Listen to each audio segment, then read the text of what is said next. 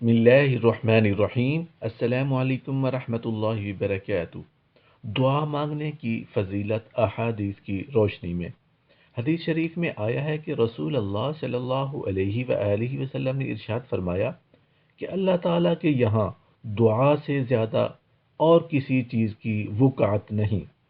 ایک اور حدیث شریف میں آیا ہے کہ حضرت صلی اللہ علیہ وآلہ وسلم نے ارشاد فرمایا، جو شخص یہ چاہے کہ اللہ تعالیٰ اس کی دعا سختیوں اور مصیبتوں کے وقت قبول فرمائے تو اس کو چاہیے کہ وہ فراخی اور خوشحالی میں بھی کثرت سے دعا مانگا کرے۔ سبحان اللہ۔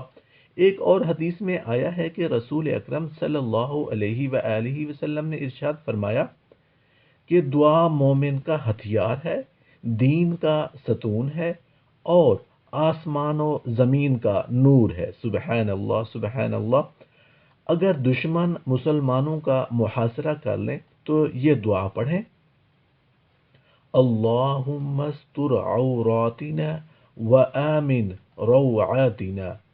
اے اللہ تو ہماری کمزوریوں کو چھپا لے اور ہمارے ڈر اور خوف کو امن و امان دے دے۔ سبحان اللہ، سبحان اللہ۔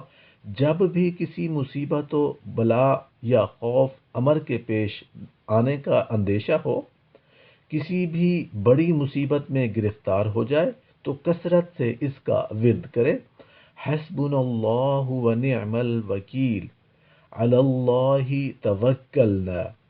کافی ہے ہمارے لیے اللہ اور وہ بہت ہی اچھا کارساز ہے، اللہ ہی پر ہم نے بھروسہ کیا، بے شک۔ آمین یا رب العالمین۔